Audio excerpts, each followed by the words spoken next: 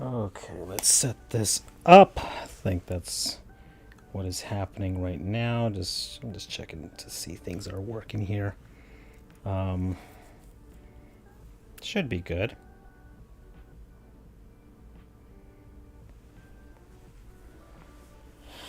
Turned off all of the copyrighted music because YouTube doesn't like MLB 23's soundtrack.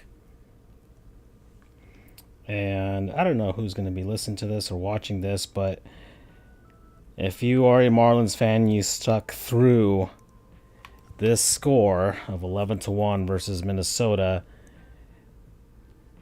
You know, you're one of the real ones out there. You're one of the real ones. Even if you had never had the pleasure of sitting at Pro Player Stadium on a Sunday afternoon, mid-July, the Marlins are about 10 games out, and you're roasting and you're cooking, and then the game gets delayed by an hour, but somehow, someway, you stick through all 5 hours of that. You know, if you stuck through this 11-1 game, you're one of us. You're one of us. So the Marlins are 1-1 with the roof open. So they're at 500 for that. We're gonna be looking for silver linings here.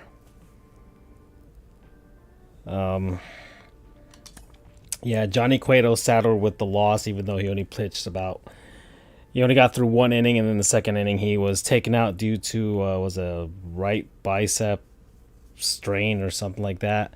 I have no idea. It's,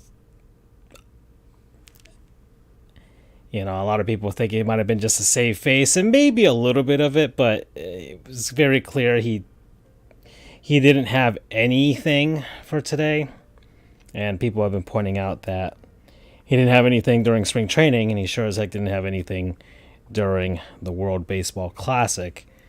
And let me see. I do want to, you know what, we'll just have this going in the background. I'll take control of it whenever I feel like it in later on. But we shall leave it at this, and then we'll let that go from there.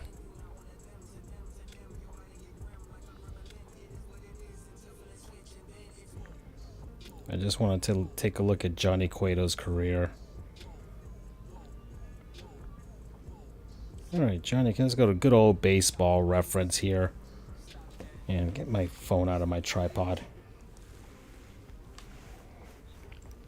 This is a whole stream of consciousness, folks. I have no plan whatsoever, no approach or anything for this stream. This is just basically me venting and kind of being one with my fellow Marlins fans, as we've experienced this many times before. Nothing new for us, but it just didn't seem like it would hit us this quickly is all.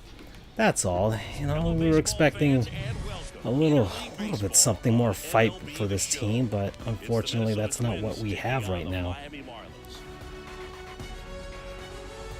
So we're just gonna have the video game in the background. Maybe they will recreate something that was a little bit more competitive than what was happening today at Lone Depot Park. The Twins, 11 runs. The Fish with 1. Hits. The Twins had 10 hits. The Marlins had 12, if you can believe it. They did have 12 hits. Now, some people can make the excuse that it seemed like it was garbage time hits, and in a sense it was. But still, they had 12 hits. But Minnesota hit 4 home runs, total bases 25-14. Even though the Marlins had more hits, they didn't have the same amount of total bases. And they left 9 on base throughout the entire game. The Twins only left 2 on base. And that's kind of been the story so far this very young season. 5 games through, is the Marlins have they have been hitting. It just hasn't been any big extra base hits, or they have very, very bad timely hitting. No clutch gene whatsoever in a lot of these guys, except for Luis Arias. He's the lone shining Marlin right now. Sexy batting champion. And he was hot during the World Baseball Classic with Venezuela. So this is nothing new. He came into the season hot. And I'm happy for that. It's one of the most significant trades Kim Ng has pulled off, and it actually is working out early enough as it is. But it's not enough right now. And let's take a look. Yeah, right bicep for Johnny Cueto. But it just was not a great start whatsoever. Let's see, Johnny Cueto. He is 37 years old, from San Pedro de Macorís, La República Dominicana, and he made his debut back in 2008. He's been in the league for a long time, long time, 15 seasons. I don't know. Might be reaching the end of his rope at this point. He wasn't like he lit up the world when he was in San Francisco. Towards the end there, so there's probably a reason the Giants didn't invite him back. And it just seems, I don't know. It seems like the Marlins always seem to get these guys. And I spoke about this, the last time. Just the free agents that they get are, yeah, they get a veteran player, but it's a guy that is like at the tail end of their career. He's 37. What are we gonna do with this?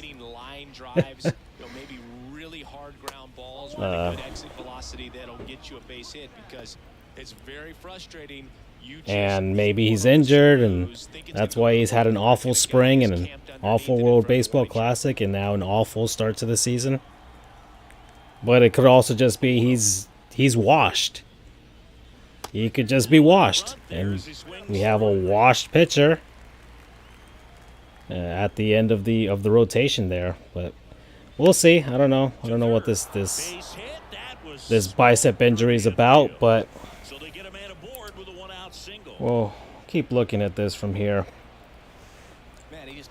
Man, Marlins fans are down bad. I'm gonna talk about this from what I saw perspective. So I watched the game. I was at work watching the game, just kind of taking it all in, trying to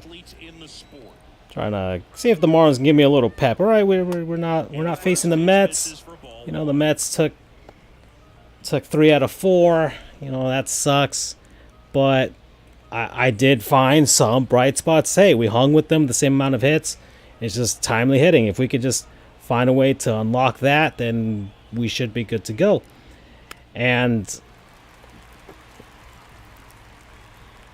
yeah, pretty much every single flaw that this team has was shown immediately. They've been exposed completely.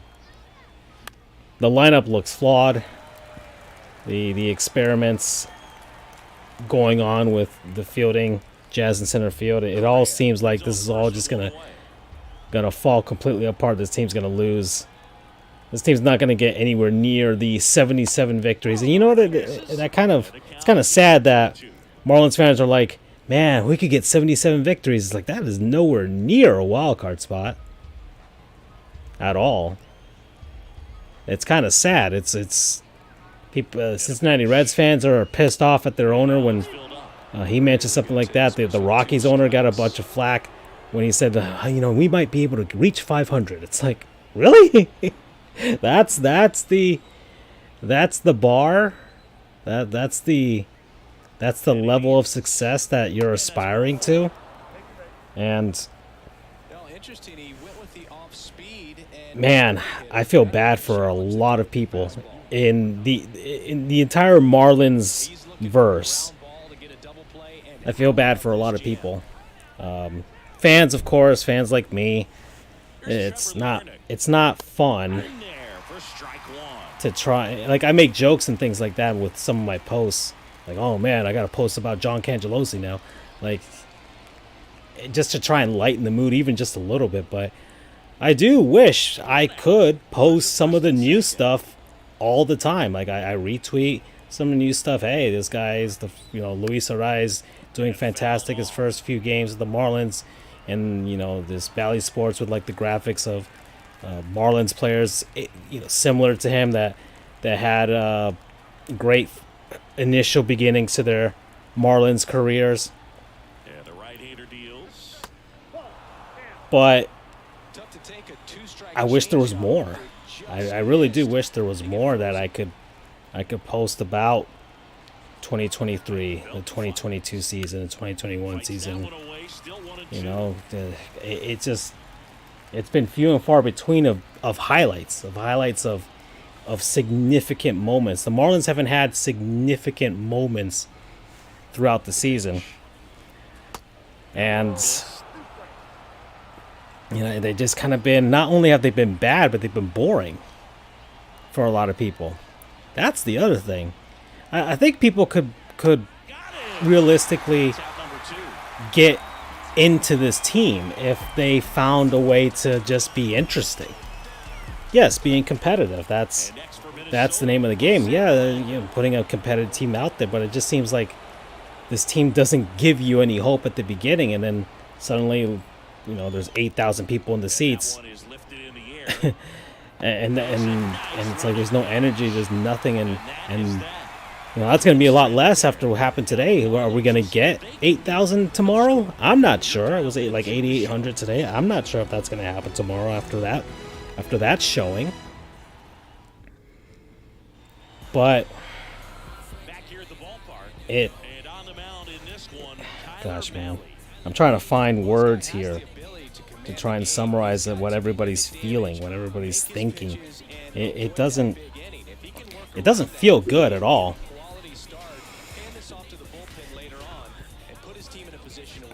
It's early on, Marlins teams have semi-bounced back. Plenty of baseball teams semi-bounced back before, right? We've all seen plenty of seasons where some teams are hot in the first month and then they just completely fall back down to earth, right? That's always happens. The Angels are always famously doing that. The heck? Come on now. Come on. I don't know why the screensaver turned on for this. I don't even know where I put my controller. Well, that is fun. There it is. All right. I gotta turn that off next time. It should know that I'm actually just watching this. And oh man, if Luis Arraez got a hit in the game, that would have been fun. Anyways, the lack of energy and the lack of anything interesting is kind of the hard part of this. Because, yeah, let's take a look at a time period. Let's see, the Marlins between 1998 and 2002. Might be a little bit biased. That's when I was a kid, turning preteen, turning to a teenager, and of course the nostalgia and everything like that for those guys. But that core of guys were the guys that eventually win the World Series. So, but there were stories, there were interesting things that happened in each of those seasons. 1998 was horrible, but then 1999, all right, this new core, there's something to be had there, some hope for the future, and building on that in 2000. I think 2001 was probably like one of the lulls, but you still had things like AJ Burnett throwing a no-hitter, some great play from guys like Derek. Cliff Floyd, he had Derek Lee, he had Mike Lowell, he had Luis Castillo, Alex Gonzalez, he had all those guys. 2002, the big story of that season was was Luis Castillo's hit streak. So there were interesting things, interesting moments throughout that season that you could be like, okay, this is the story of the season. Because yeah, winning the World Series would be great, but that's going to be impossible every year for pretty much every team out there. This isn't the 50s when the Yankees can win a ton of World Series because, I don't know, the lack of talent and anything like that. But yeah, these Marlins, the virtual Marlins are doing a lot better than the real Marlins right now. Anyways,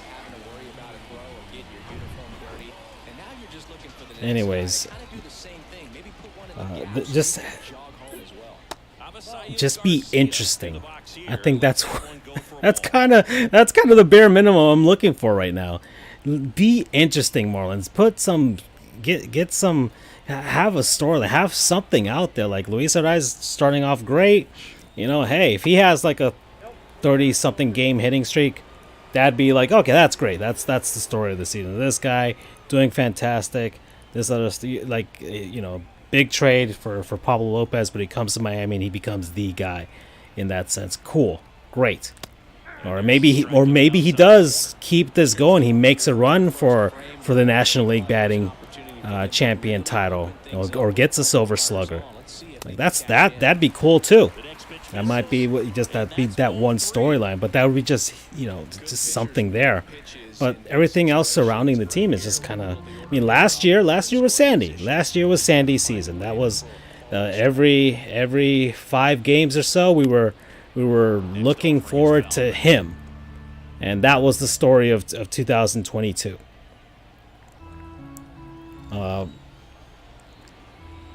But aside from that, how many other stories were you really interested in? The casual fan, probably none of those. None of the other stories. Nobody. Guys getting good at bats, and they're working on the craft things. Like nobody wants to. That's not sexy to people. Sexy batting champion is sexy because he hits and he does good. That's why he's sexy. That's what people want. People want the interesting stuff, and this team has been uninteresting for quite a bit. Sandy Alcantara was sexy because he was freaking just killing it last year as the Cy Young winner. So it's if we're gonna get people to jump on board with this team, we're gonna have to get this team to be sexy. That's the thing. A lot of the things that I've noticed, especially when I post things from 2003 or 1997, there's always a trend that I find, and it's people that live in and around South Florida, even people that that grew up here, but their lives have taken them elsewhere, outside of the area. But I posted the thing about Edgar Renteria winning the World Series, the game-winning hit. And from the perspective of a fan with their camcorder from the stands at Pro Player Stadium.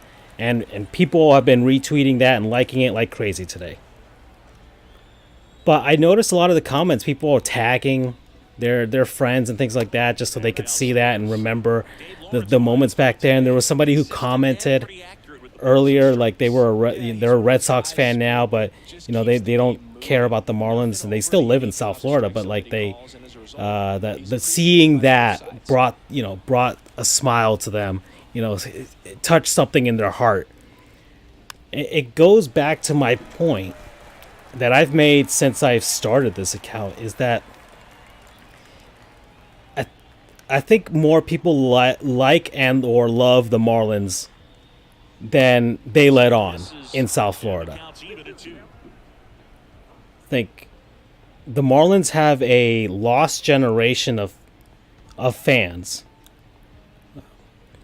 that have grown up. They probably even have kids and everything like that right now, and they have given them very little incentive to keep that fandom up and to not break their hearts. But they still do love the Marlins. They still remember deeply what happened in 2003, what happened in 1997. Like that really did resonate. Heck, even the era of the Hanley and Josh Johnson era. Because it seemed like the Marlins were on the cusp of building something. It just seemed like they, Loria cheaped out and the Marlins played poor just to get the stadium going. But even that team had this modicum of hope. Like, hey man, this is the next big thing, and that was a lost era for the Marlins. That team probably should have made the playoffs, and would have made the playoffs if MLB had the current playoff format that they have right now. Back then, that team would have made the playoffs and played in a wild card game, and who knows what would have happened. But unfortunately, just time wasn't and the system wasn't on their side back then. But people do have fond memories of the Marlins. Unfortunately, they haven't been that interesting lately. Since this rebuild started, and we're going to disregard 2020 because 2020 was 2020, but 2018, 2019, 2021, 2022. I mean, where is the sexiness there? Aside from Sandy in 2022. Like prospects, this is why I don't talk about prospects. I don't post about prospects, things like that. Let Fish on the Farm do that. Let the boys at Fish Stripes do that. Let a bunch of other people do that. All right, I care about the Marlins that actually make it to the show. Because we've been burned before. Gosh, man, Jeremy Hermida was like the biggest bust to me that the Marlins have had. All right, I have no fond memories of him. He hit a grand slam and then he fizzled out after that. Like that. That's not sexy to people. Yeah, guys are in Pensacola, guys are in Jacksonville, or in Jupiter, doing their thing, or in Beloit. All right, fine, cool. They're working on stuff. Cool. All right. Let me know when they make it to the show, and I hope to God they actually do something when they get here. Because I'm seeing all these clips of like, oh, this, whatever, you hit a home run, and I'm like in AA or in AAA. I'm like, cool. Fine. When are they gonna get here? Yeah, you get envy from other fan bases when you look at them, and you see it's like, oh, this guy is 20 years old and he just made the show, and he's slated to slot right into this playoff contending team. It's like, man, why don't the Marlins have that? It's a lot of flaws. And once again, this is streaming conscious. I have no idea.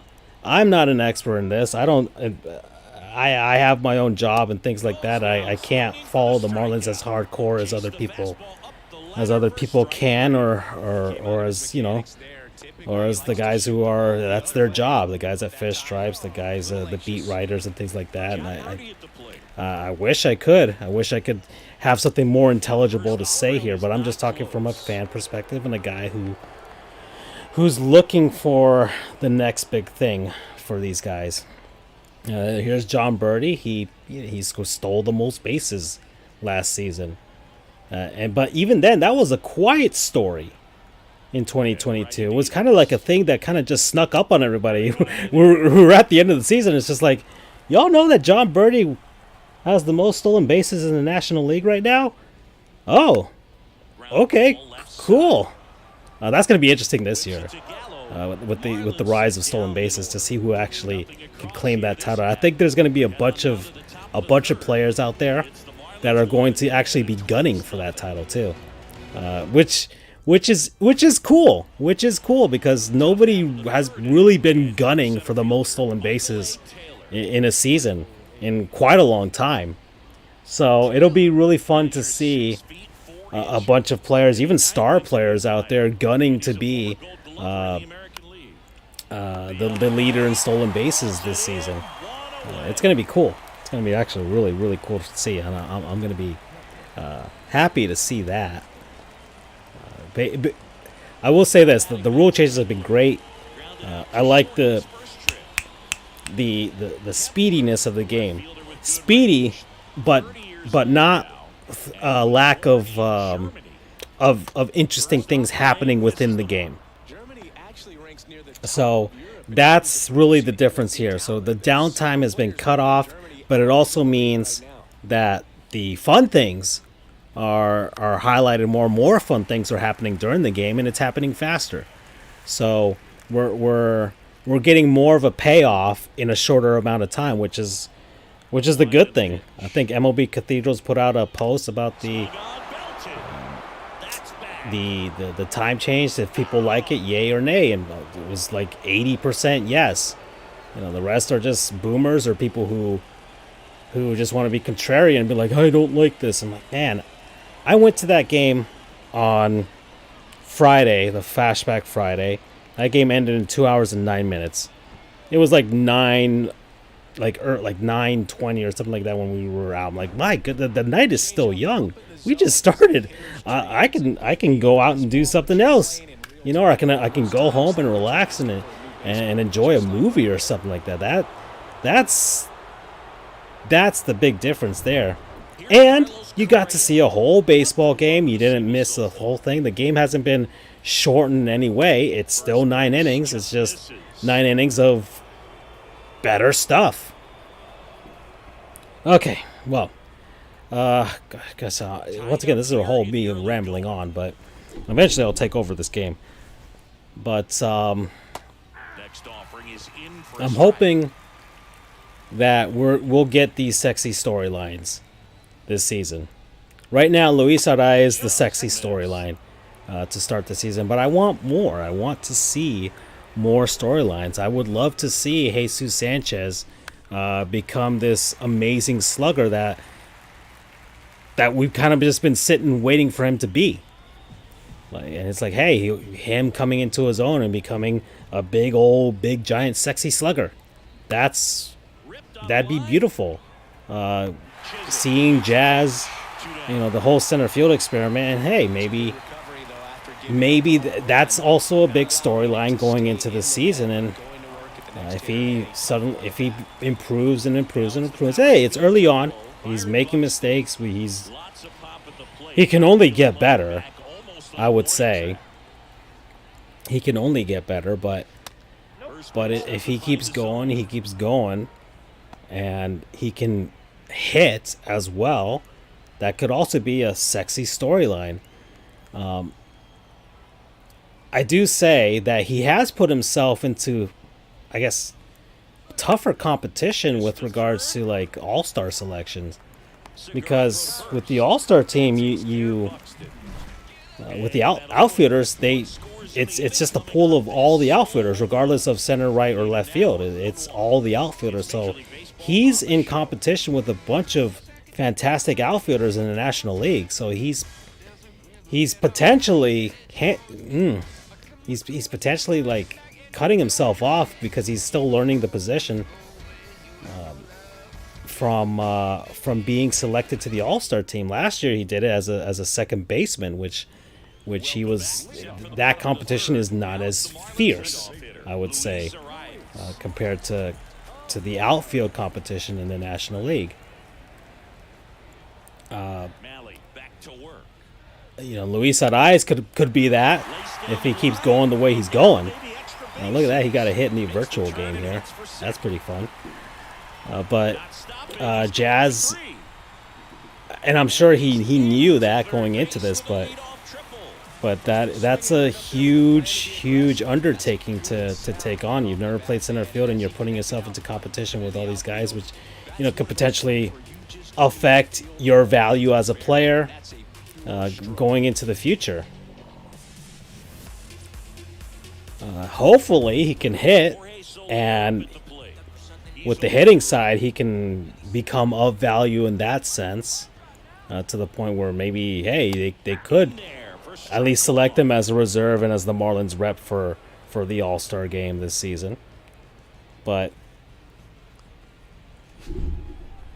it's that was a massive sacrifice that he did for this team, and it's not. I don't think I don't think Marlins fans are unappreciative of that. I think we do appreciate Jazz for stepping up and be like, well, we can't find a center fielder. I'll do it. But it's almost I don't want to give an excuse to the front office for putting him into that position. That's it's a bit unfair in my viewpoint at the very least. I think he's done enough for this team. He's brought a lot of swag to the team. He's big personality and fun to watch. And I don't want this season or this whole trying to become a center fielder to affect him and affect his enthusiasm, because Jazz is a strong personality.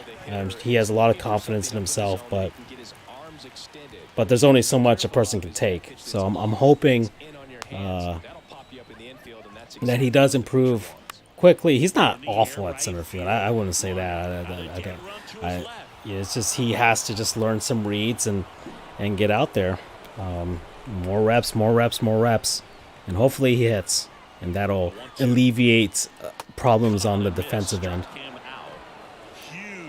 Oh man! But this team needs some sexiness to it. That'll get people back here into the ballpark in Miami. It's alarming when you see the crowds. It is alarming when you see the shots from TV, the shots from the guys up at the press box as to what they're seeing. It's a daunting task. The Marlins' job is probably the toughest one in baseball. The A's just need a ballpark, really. They're sacrificing everything on purpose. They're sabotaging everything on purpose. The Rays are fantastic. They just need a ballpark. That's really it. They have no problems on the field whatsoever. But the Marlins have the ballpark. It's just they have a reputation that is incredibly hard to shake off. It's akin to the Los Angeles Clippers for the longest time, just known as losers for so long.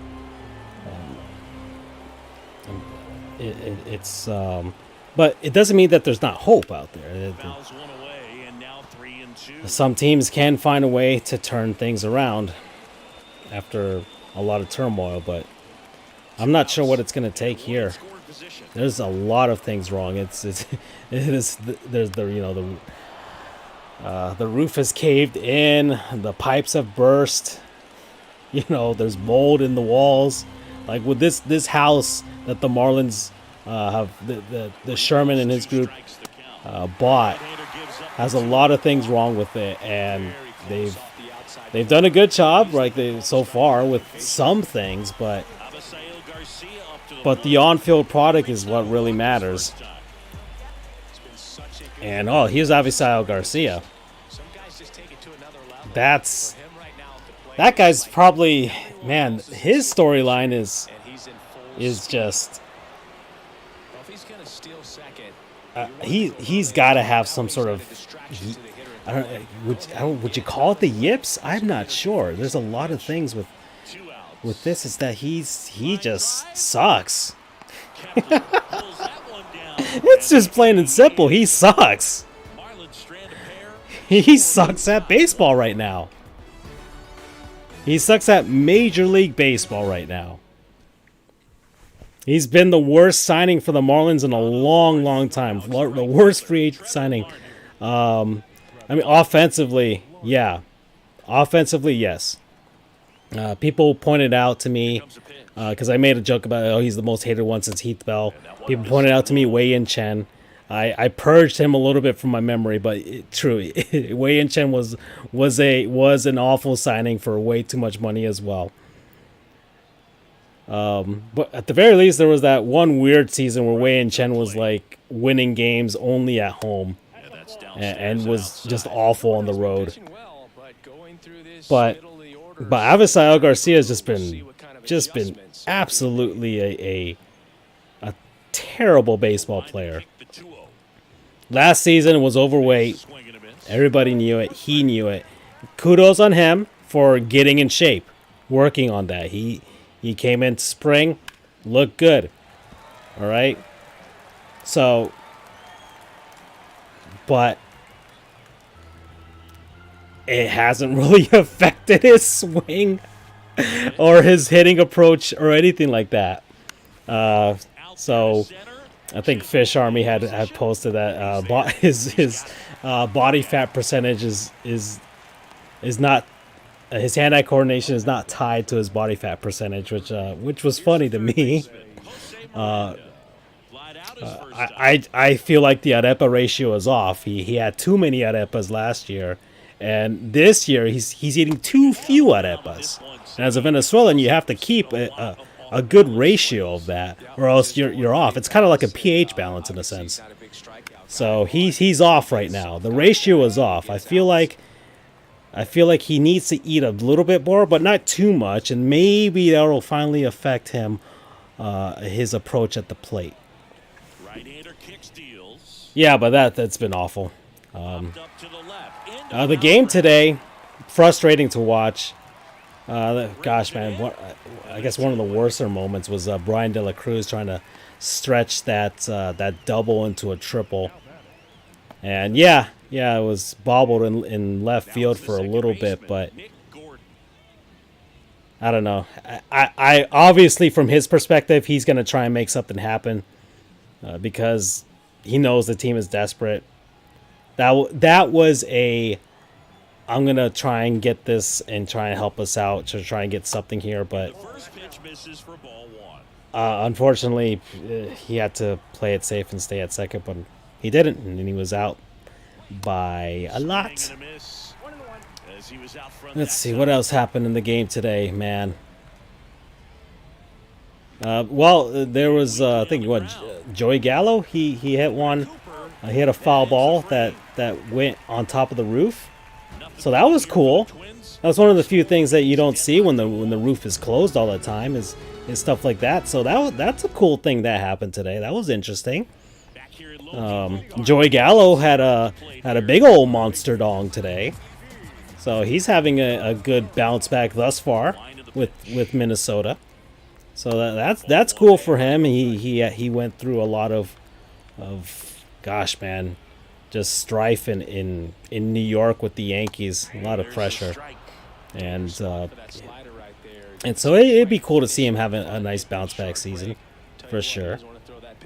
But that's the Twins. Let's keep focusing on the Marlins of Florida here. Well, they should be the Marlins of Florida, but they're the Miami Marlins. What can I say? Let me see. So let's see who got hits today. I want to see. Well, our boy Luis Arias, he got 2 hits today. Soler got 1. Then we've got Coop got 1. Gurriel came in for him and got 1 as well. Jazz got 1 himself, but he's hitting 176. Avisail Garcia got 2 hits. Would you look at that? His 2 hits this season. Yay, I guess. Two hits that didn't really amount to much, huh? Brian De La Cruz got 3 hits, and then of course was thrown out, trying to stretch a double into a triple. But that's fine, man. The man was trying. The man was working hard. He was trying, and even John Birdie got a hit, and that was it for the Fish. But the Marlins were 2 for 9 with runners in scoring position. Oof. That's one of the big negative storylines this season is just the Marlins just can't seem to get big hits. There's no clutch genes whatsoever in this team. And the worst part is with all of this is this isn't even a relatively like young team full of all young players at its core. Like you would say like 98 to 2002 Marlins, right? Just before they win the World Series. All those guys were young. It was Derek Lee, I mean the core, right? The Derek Lee, Luis Castillo, Mike Lowell, and Alex Gonzalez, right? They had Cliff Floyd, who was, I guess you could say a veteran, but he was still like young in that sense, and like he leading the team. You had Preston Wilson in the outfield as well. Gosh, a few guys. Josh Beckett coming up, AJ Burnett coming up. So it was a team full of youngsters. So yeah, things are going to suck because they are trying to work things out. But you're building a core and you're laying down a foundation. The foundation for this Marlins team, I don't know what they're trying to do. You have veteran presence, and I don't know because like this is a rebuild, right? We're still in this rebuild. This rebuild started a long time ago, and the pitching core, great, fine. You've been able to develop that. Sandy got a Cy Young, cool beans. But I'm afraid. This is what I'm afraid of. I'm afraid that this rebuild's going to take so long that the good starters and everything like that are going to age out or move on to greener pastures by the time that the actual good hitters come back in. So the Marlins will eventually have terrible great hitting and terrible pitching. I don't know. I'm not sure. My dad is calling me. I'm going to mute myself for a bit. I'll be back 1 second. Y'all watch this for a little bit. So no runs here on a base hit, no errors, and one left. On to the top of the fifth we go. All tied 1-1.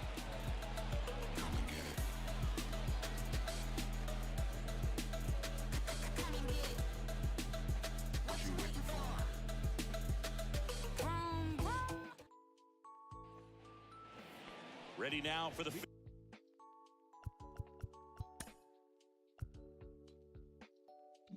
inning. And now for the Twins, Joey Gallo.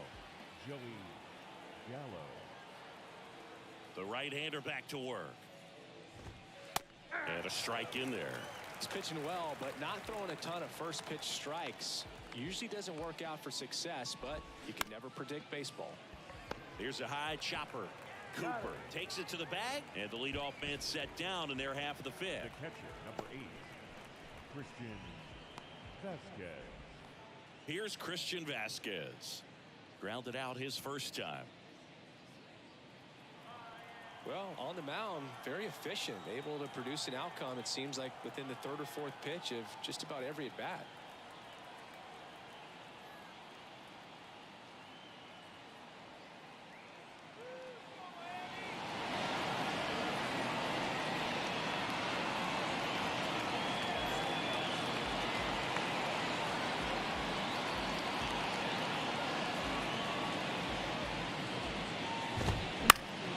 Fought off foul. Pretty impressive. We haven't seen that pitch from him much, but he's got a really good feel when he throws it. Now the 0-1. Gets under it and pops it up. Arise racing over to make the catch. The center fielder, number 2, Michael A. Taylor. 2 outs, base is empty. So up next for Minnesota, Michael A. Taylor.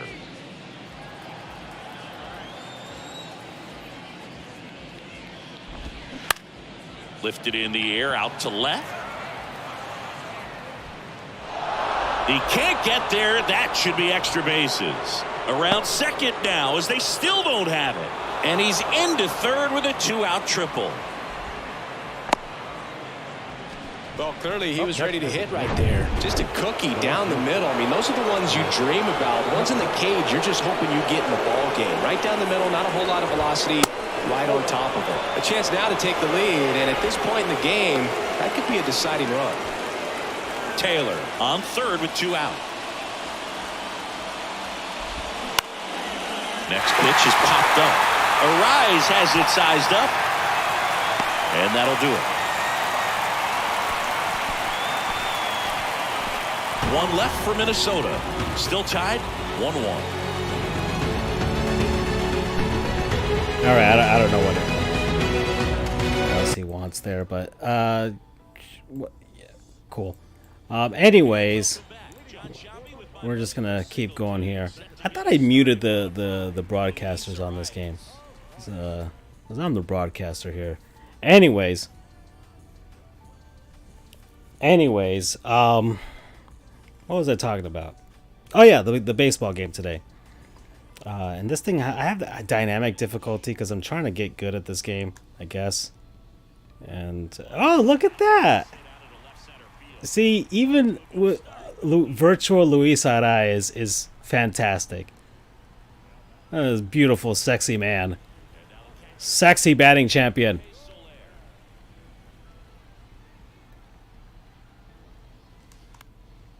And let's see, that's a fly out. Oh boy. Okay. Let me go back to this game running itself while I talk nonsense about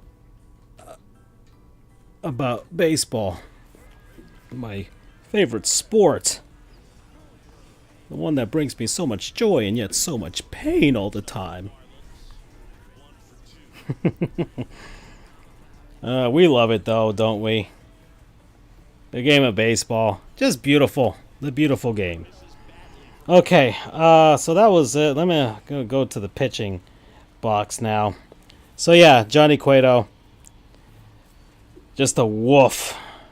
Well, it was Bark at the Park night, so I'm not going to say a woof start because there were lots of beautiful little doggies today. But just an awful start. And I don't know the extent of the injury, but he's probably going to be like week to week or something like that. Lindgren made his major league debut in not great circumstances, which, you know, it sucks for him. It sucks for him in that he had to be put in that position. Doesn't suck for him that he got to make major leagues and all that stuff, and his dad was there, his waifu was there. Like that was cool. That's great to see, but thrown to the wolves, 5 innings pitched. So good on that man for giving the Marlins some innings. He allowed 4 hits, 4 runs, all earned, 3 walks, but he made it to the show. So he will. He's on my radar as Marlins historian. He made it to the show. He's an actual major league player. He's someone I can actually care about now. Let's see. So then you got Nardi, 1 inning pitched, 2 runs as well, and then Chargois with 1 inning pitched, and then Jacob Stallings coming in, and he also with 1 inning pitch, he gave up a run in super garbage time. The Marlins were down 8, which allowed for the position player to come back and pitch. So it's not that it's completely outlawed anymore. It's just that it's going to take a bit for them to get to it. But kind of also does suck that we're 5 games into the season and already pressed for arms. That sucks. But of course, nobody was expecting Johnny Cueto to leave the game in the 2nd inning. So that's what sucks there. You would have hoped you would have gotten at least 5 innings out of the man, but that's not what happened. Okay, I was hoping that with the roof open, I was hoping that the Marlins offense could maybe see some pop, but unfortunately it was the Twins offense that saw the benefit of the roof being open. But that's something I do hope the Marlins tinker with through the season. That could be another storyline for the season. I'm trying to think of this kind of like my other podcast, Sports Goofs. that I do with my friends. One of my buddies, Charles, is a big wrestling aficionado, and he's always talking about the storylines. I know very little about wrestling. The only thing is I know is through him, and playing some WWE games on the N64. But aside from that, a lot of things with wrestling is the storylines, that you get throughout to kind of get people engaged. So that's kind of how I want to look at the Marlins season, is the storylines for each individual player, for the team overall. That's for the fans as well, because we all have our own individual lore going on on the social medias. I don't know nothing. I don't know what Marlins Facebook is like or Marlins Reddit is like. I don't run in those circles, or Marlins Instagram. I might have an Instagram account. It's there, but it's not as popular as the Twitter. So I don't really dedicate much time. I have a Tumblr as well, which is weird. But I do have a TikTok. That one I haven't posted to that one in a while. I have to start posting to that because, or at least get as much out of it as possible before it gets banned in the U.S. or something like that. But what was I? Where was I going? Oh yeah, so the storylines throughout the season. So one of the things that I am interested in is if the Marlins are going to be a little bit more relaxed with their roof policy. I haven't really looked at if the criteria that they set is for themselves or if it's something that Major League Baseball sets. Because I would have assumed that control of the roof is left to like the teams at the beginning of the game, and then like the umpires after that, especially like if it's going to rain or something like that.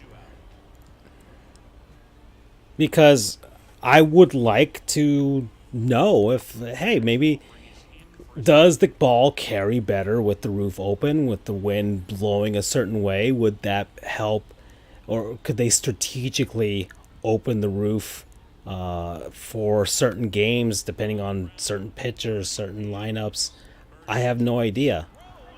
That seems like just a competitive advantage in that sense. Wrigley has its wind and stuff like that. So why can't the Marlins try and do something like, hey, open or closed roof, open windows? Maybe the roof is blowing in from the east, going west, and okay, fine, open the windows, and let's say you have a potent offense as an opponent. Okay, fine, we'll help out our pitching by making making the ball kind of die down more with the wind, just by having the windows open and the roof closed. I have no idea. Just something that I feel like could be something, but if Major League Baseball is the one that dictates it, it's like if you have this amount of humidity and this temperature, then you can't have the roof open. It has to be closed. I know during the playoffs, the roof has to be closed in all the retractable roof ballparks. That is a straight up rule by Major League Baseball. Toronto, Houston, Milwaukee, Miami, Arizona. It's not like they ever opened the roof in Arizona, but all those teams have to have their roofs closed during playoff games. But yeah, it's just something I would like to see. If that's something they can tinker with, they've opened it twice so far this season, and it's funny. A lot of I think Noah Norberger had posted for him, like he's been in the ballpark for like so many times, and that was the first time that he ever covered a game that had the roof open, which is it's crazy how little the Marlins have opened that thing since they've been there, since it opened in 2012. Lone Depot Park with the roof open is gorgeous. It feels like a baseball stadium right there. The roof at times can feel like you're in a giant warehouse, so it's not as fun when you see the open sky, the skyline with the windows open on in left. Like I don't. There's very few other places in baseball that have just as great of an aesthetic look to it. So I would like the Marlins to open the roof. Man, they spent so many seasons at Pro Player Stadium. It's like, we can handle it, guys. It's fine. We're in Miami. It gets hot. It's cool. We can handle it. Open the roof a few times. I kind of want a nice, pretty view. That's all. Yeah, day game on Sunday. Of course you're going to close that thing. If it's in July, sure. But hey, at least one game a month. Can we do that at least? Every Flashback Friday is also an open roof Friday. Let's do that. I have no idea. I think a lot of people would like to see that. That's all. Oh man. Gosh, another thing. Let's say Glenn Geffner. He's been posting some stuff about the team. He's got a Substack where he's doing his writings and stuff like that, and he's also commented on the inner situation of the Marlins, because of course he was within it as their former radio play-by-play guy. It's funny. Well, it's not funny, but it is interesting that he did mention. I'm paraphrasing, of course. I don't want to say that this is a direct quote, but he did mention how the Marlins really, they do care about the bottom line, but of course every team cares about the bottom line, but the Marlins especially have seemed to get in their own way when it comes to pleasing fans with things that are doable for them. The stuff on the field, the players and the play on the field, there's a lot that is out of your control, because it's the game of baseball. But the stuff around the game, they do have control over. The ballpark, the branding, and the personnel, like those things the Marlins do have control over. And they've made a lot of mistakes in the Sherman Group and all the things like that they are trying to rectify. I will say that, bringing Jeff Conine back into the fold, bringing Tommy Hutton back onto the broadcast, that's been cool. But people were upset when Glenn got let go. People were upset by that. And I don't post much about things like I don't post anything knocking like Paul Severino, things like that. I think he's a fine broadcaster for the Marlins and things like that. But a lot of Marlins fans follow Rich Waltz and listen to him. He did some games in the World Baseball Classic, and they still miss him. A lot of Marlins fans really do miss Rich Waltz still. They hear Tommy Hutton. I made a post that, Tommy Hutton, like listening to Tommy Hutton on the broadcast just feels like a nice warm blanket. It just feels right. It feels right listening to him as the color analyst on the broadcast. But Rich Waltz also, when you listen to him and you heard him during the World Baseball Classic, it's just like, man, that just feels right. It feels good. And it's funny, the Marlins, that's something they can control. That is something that fans would want, that would get people into some sort of good graces. like, if you can't give us the winning baseball, at least give us the things that we did enjoy. Instead of just changing it for change's sake.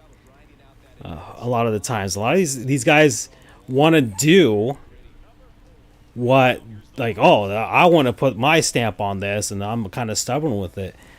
And that's a problem when it comes to a team like this. That, yeah, the history is not the greatest, history in baseball, but there are highlights to this team. And like I said, we don't immediately have to go to 97 or 2003. We can talk about that 2006 team, Joe Girardi, all those young guys. I think Stark Raving Sports did an entire video about the 2006 Marlins. It was amazing.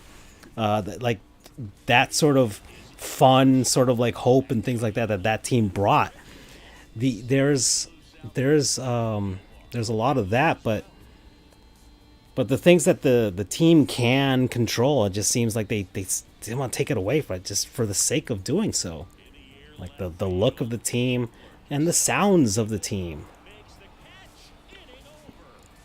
It's like, give us something. Like, you seem to always just be taking things away and then trying to, like, they're trying to remedy in that sense, but a lot of times they also falter with that too.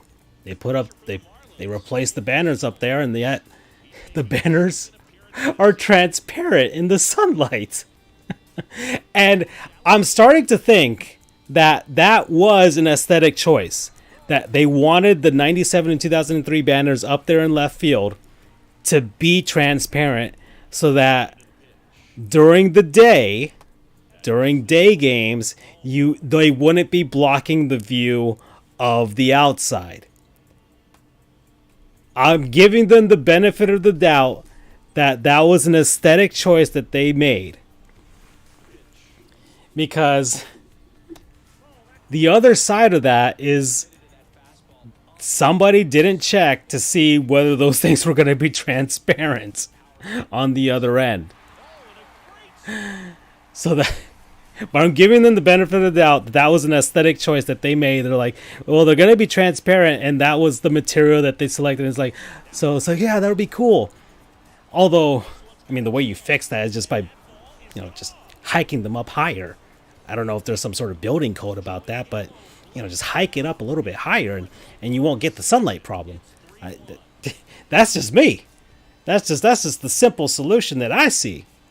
Just bring it up higher. The ceiling of the roof on that end is a perfect backdrop for that. People could still see, hey, the Marlins did win the World Series a while ago, but still they did it, and you'll still get the fantastic view, and nothing will be blocking it. But they put those two banners in like the check mobile ordering thing, but during the day you can't see those things. So how are you supposed to download check if I don't know? I don't know what I can't see the advertisement up there. I don't know.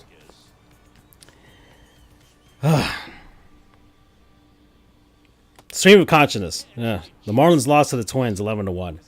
I'm just venting at this point, but I still love this team. I still love the banter on the Twitter, and I want them to do fantastic things this season. I want the storylines to be really, really good. So far, sexy batting champion Luis Arias is the sexy storyline to start the season. But I want more. I want more. I want to see Jazz start to kill it in center field and prove all the doubters wrong. Right, I want the Marlins to actually drive in some runners whenever they're in scoring position, and finally shake loose the fact that they suck at hitting, and I want the team to give the fans, throw the fans some bones. Throw the fans some bones. If the team struggles on the field, throw them some bones with everything else. Right? It was bark at the park today. Just throw some bones to us too. But yeah. Let's see. I've been doing this for like an hour. Maybe I'll take control of this game. I'm kind of tired of talking now. The stream of consciousness is kind of dying. It was one game. They're 1-4. Let's see what's going on tomorrow. I'm doing my podcast tomorrow with my buddies, and I'll probably be retweeting that so you guys can, so I can shove that down your guys' throats. I know I'm the only one who promotes it, so you know if you guys want to listen to the ramblings, you can. But if you ignore it, I get it. You know, just one of another million podcasts. But I've done like 166 episodes of that, so it's not like. So somebody listens to it enough for me to keep going with it. But if y'all want to check it out, you can. You know, it's called Sports Goofs. I do it with my buddies. We just talk about sports, even though we're not complete experts in it. Oh, this is one last point that I did want to make with regards to ownership and how they view themselves with the Marlins. So I covered for the longest time, at least for a few seasons, for SB Nation. I was with their Florida Panthers site, Litterbox Cats. Unfortunately, SB Nation's dropping pretty much all of their hockey coverage, so that's over for that. But you know, I had my time with that. It was fun, things like that. The level of honor and pride that you get for covering professional sports, I get it. That's why I really do like the boys over at Fish Stripes, because the boys and the ladies as well at Fish Stripes for doing what they do. It's incredibly fun to be up there and to mingle with people in the sports industry, and I appreciate my time, and you know SB Nation had given us at Litterbox Cats and the Florida Panthers as well. But I do remember, especially when the Panthers' current ownership, Vinny Viola and Doug Sifu, when they took over the team. Panthers very much were in the same situation as the Marlins. Early success at the beginning. They didn't win the Stanley Cup, but they got close. And amazing in the 90s. Everybody loved them. And then Wayne Huizenga sells the team, and things just go to crap after that. It seems like Wayne Huizenga, as much as Marlins fans can probably hate on the man, the man knew how to put together a staff to that could work and make things successful. You know, his big thing was just that he broke up the team because he got cheap. But anyways, that's an aside. So the Panthers very much the same situation. A decade of not making the playoffs, and always with the rumors like, oh, they're going to relocate. They're never drawing in South Florida. People in South Florida or Miami, whatever, don't want to go see hockey, things like that. Every single bad thing under the sun for the Panthers. But those guys take over. The Panthers in very, very big, long rebuild. Get some core pieces: Alexander Barkov, Jonathan Huberdeau, Aaron Ekblad, just young guys. Vincent Trocheck, a bunch of young players to try and round out that team. They start bringing in some veterans as well to kind of bridge the gap so that they can, rebuild their farm system and start slowly but surely bringing in guys to take over positions from veterans that are aging out and things like that.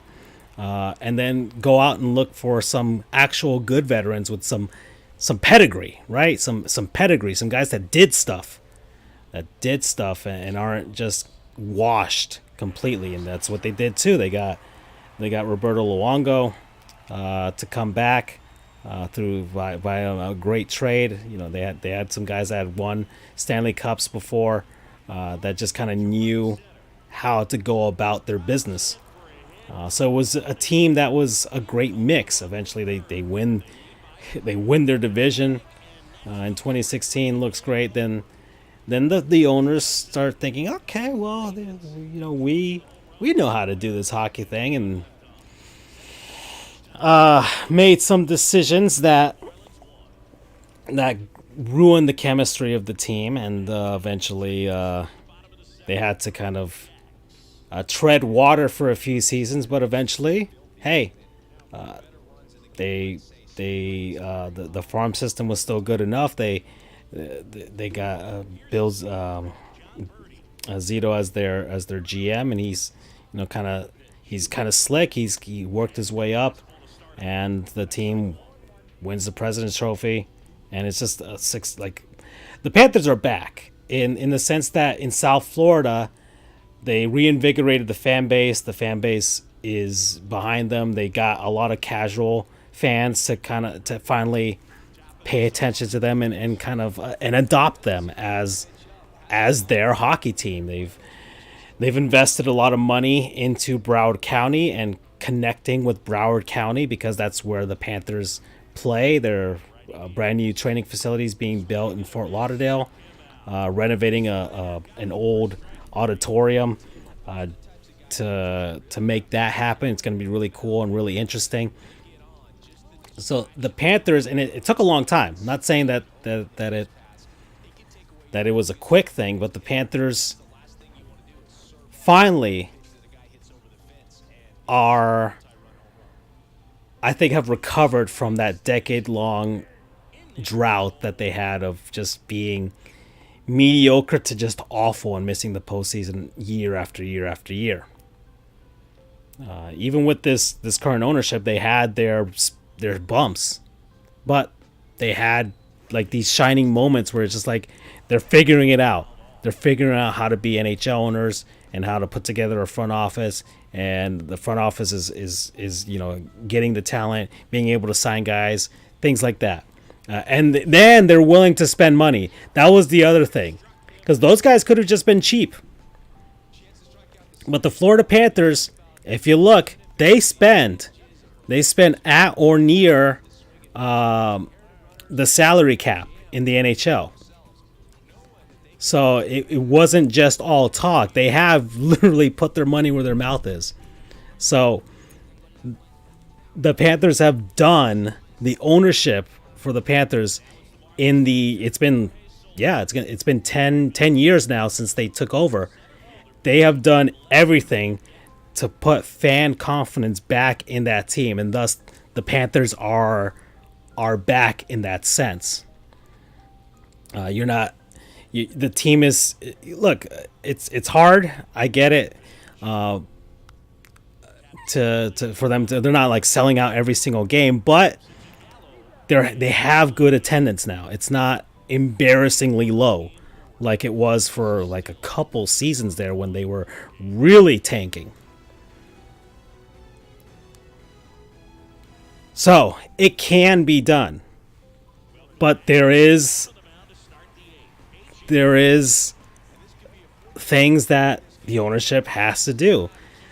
I would say when you compare the four teams down here in South Florida, the Marlins, the Dolphins, the Heat, and the Panthers, you cannot say that Mickey Arison for the Miami Heat doesn't do everything he can to give Pat Riley and Andy Ellisberg and all those guys and his son Nick Arison to put forth a competitive basketball team that's interesting to watch, regardless of if the Heat are championship contenders or just guys that they might be skating by and making the playoffs just by the skin of their teeth. But the Heat do whatever they can. Oh my gosh darn it, my controller turned off. Whoopsies. And the Heat do whatever they can to Mickey Arison does what he needs to do.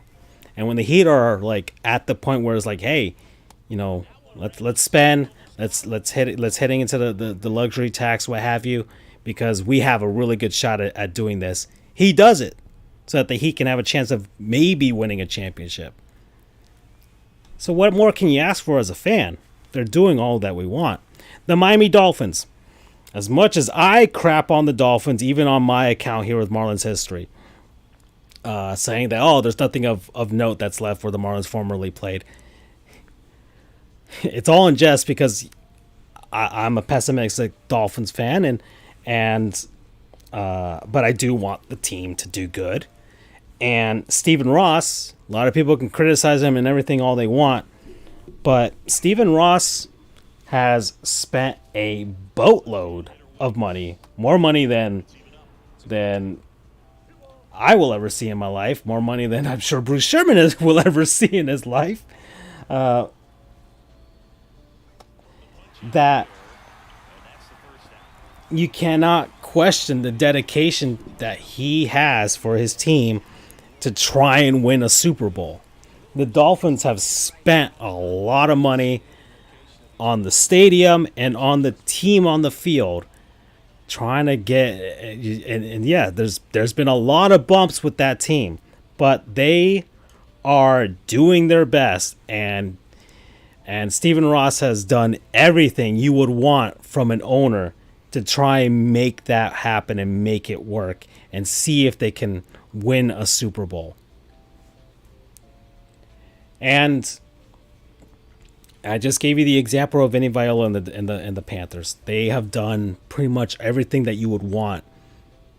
They were like the perfect ownership group to come in and try and turn the Panthers around from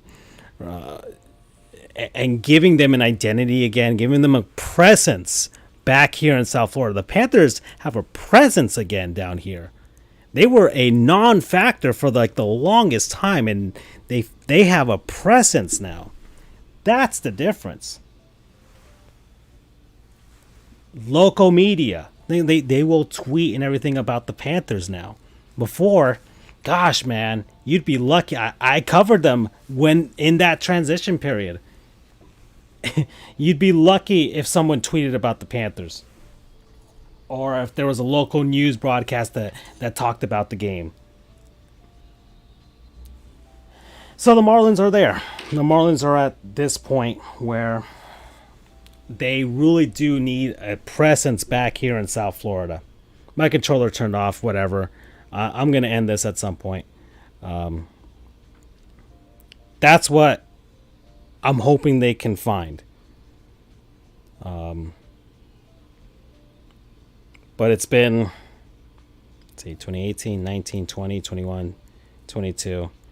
So we're in season number 6 of this.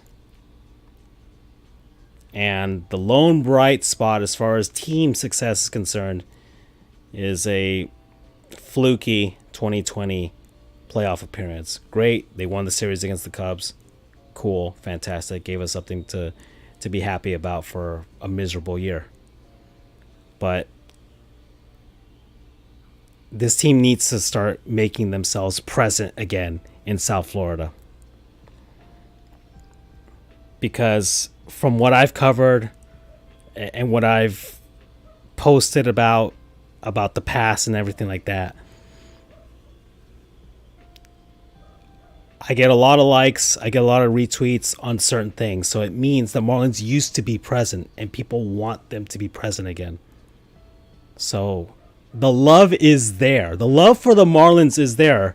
So many people want this team to be so good. They just got to figure it out. It's there for the taking. And if they do figure it out, it'll be one of the biggest successes in baseball history in a long time. In a long time. Yeah, it'll be one of the biggest turnarounds in baseball history, really. Because yeah. I think the only other one that you could say was like the Houston Astros, and when they were deliberately tanking, like hardcore tanking, to try and turn things around. The Marlins didn't do that completely.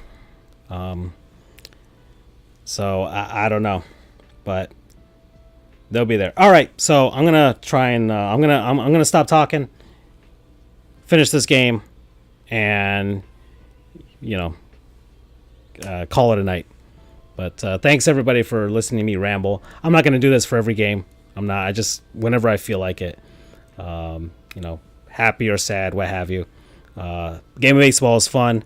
I like going to the ballpark. I want to go to more games this season, for sure. Not just the Flashback Fridays, but other nights as well. Whenever I can. The tickets are cheap, and the parking's $25, but they got to get money somehow. And I like the folks, that the hardcore Marlins fans, man. You guys, I don't know how we've done it, but we're sticking together. And when the Marlins get good, 5, 10, 20 years or what have you from now, we'll be like, we were there before it was cool. So, all right, that's it, folks. That's it for me. I'll finish off this game. Y'all have a good night. What have you. You can keep watching or not.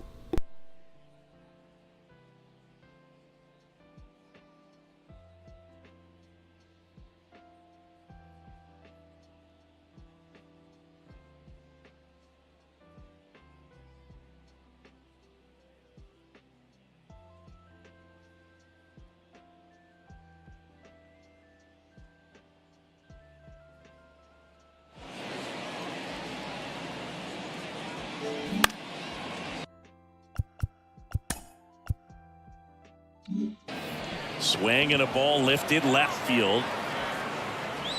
He makes the catch, and there's 2 down. The batter, number 1, second baseman. 2 outs, base is empty. Nick Gordon, the next Twin up to hit.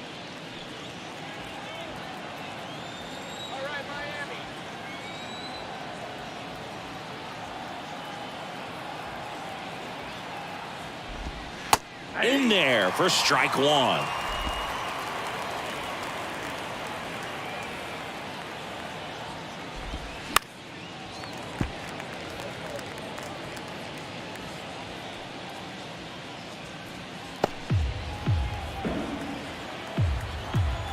Two down, nobody on. Swing and a miss, and he's down on strikes. And good work there as he gets a 1-2-3. I think the key is arm action on the changeup. When you can sell it like a fastball, you drop the velocity, you get the swing and miss, and you walk off the field.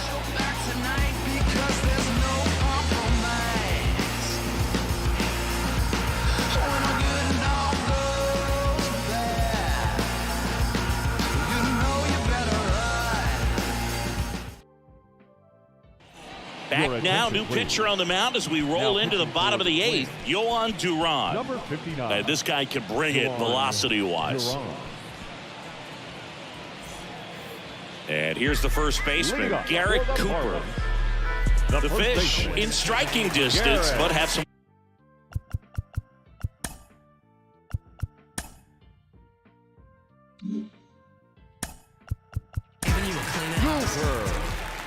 Sure, why not? Yeah, that is true.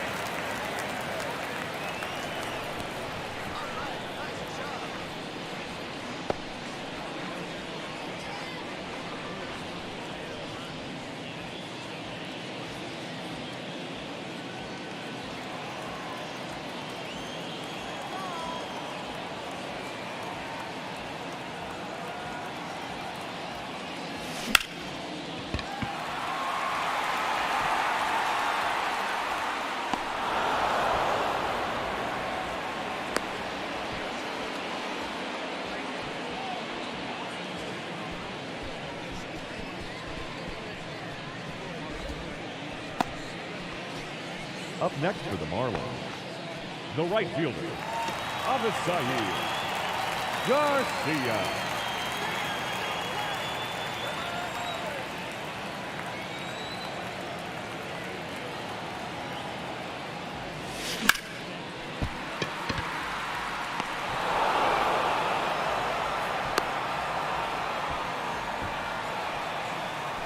Now batting, the third baseman, G.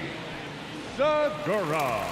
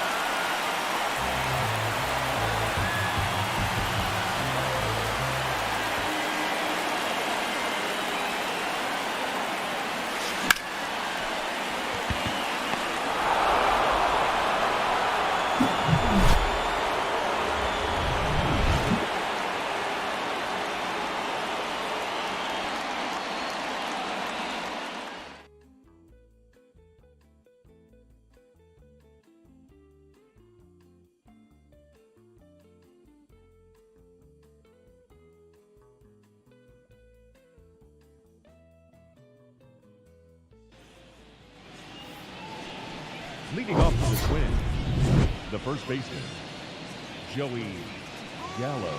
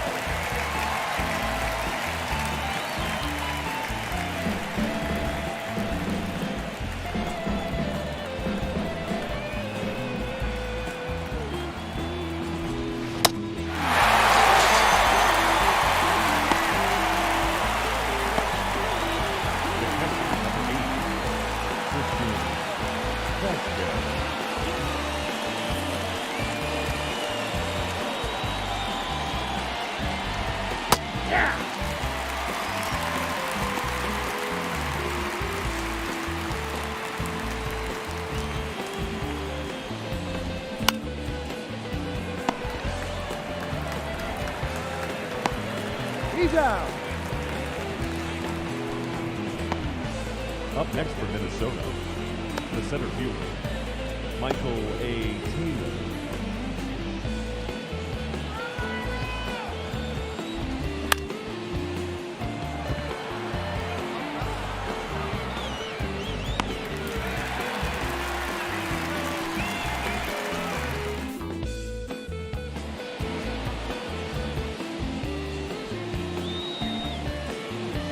Ladies and gentlemen, your attention please.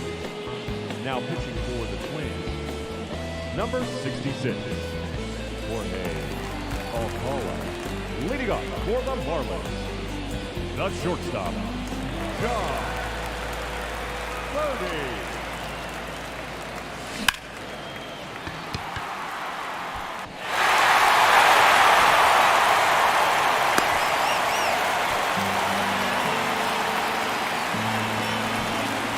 Number 3, second baseman,